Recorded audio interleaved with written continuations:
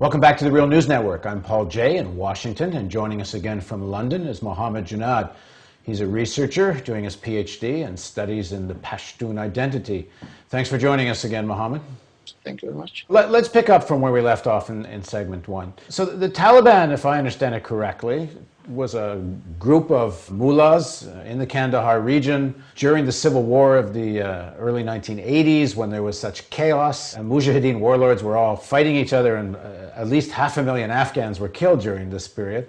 I should add, and for those of you that want, you can watch the interview we did recently with Zbigniew Brzezinski, that a lot of this got started because of American arming in the Mujahideen before the Russians invaded, and apparently to induce a Russian invasion. At any rate, after the Russian invasion was a terrible civil war.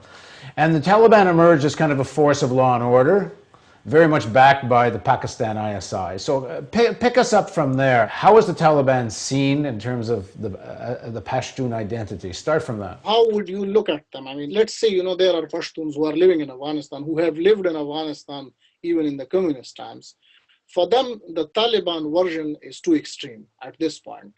But again, nobody should interpret it that they will fight them, or, they will prefer them, or they will prefer to fight them over Americans on NATO. In Pashtun identity, it is very important to think in terms of being Muslim. That is much more important than thinking in terms of mosque or a shrine.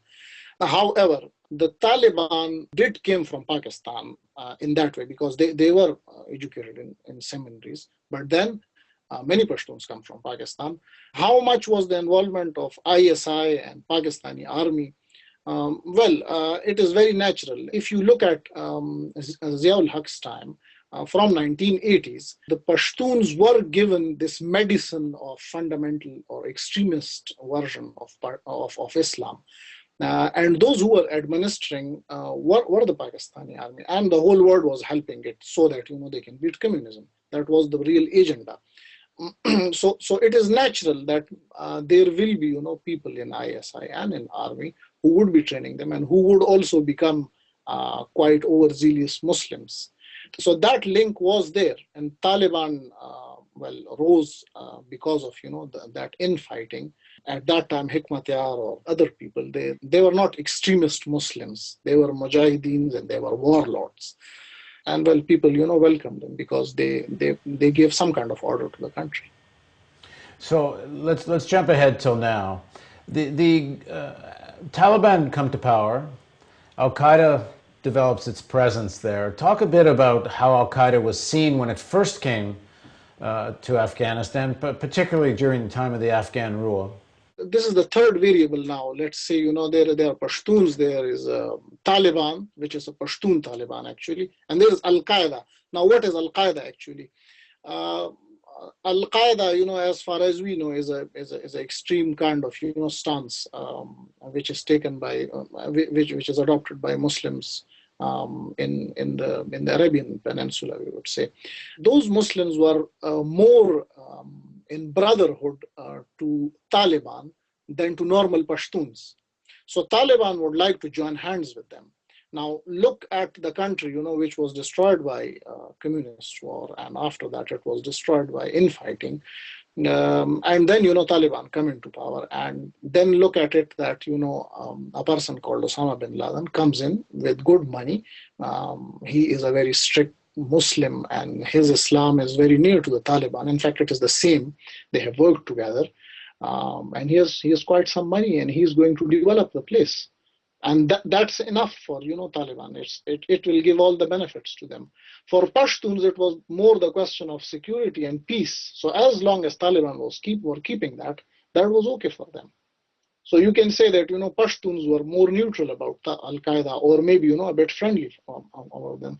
Taliban were more like brothers of Al-Qaeda. So how does 9/11 change the relationship?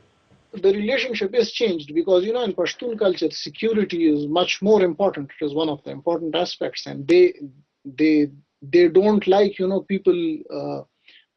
In fact, they will not allow their guest, which is, one of the important part of Pashtunwali. Again, in Pashto, it is called milmastya, or hospitality.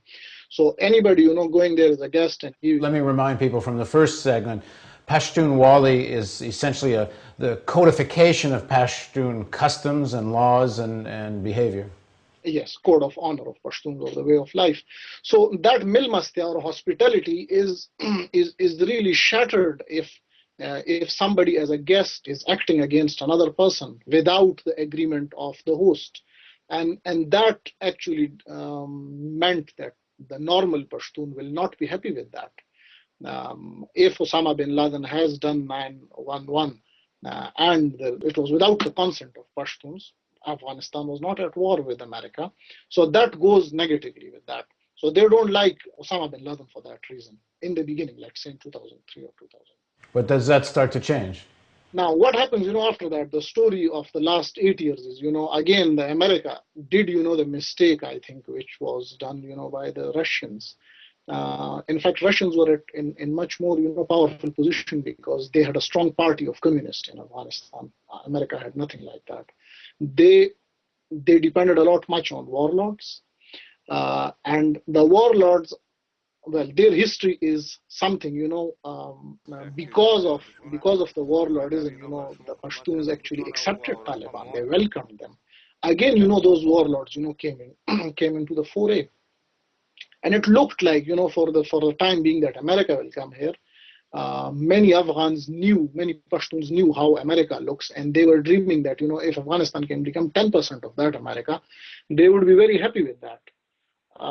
But that didn't happen only because of this warlordism, and it still exists.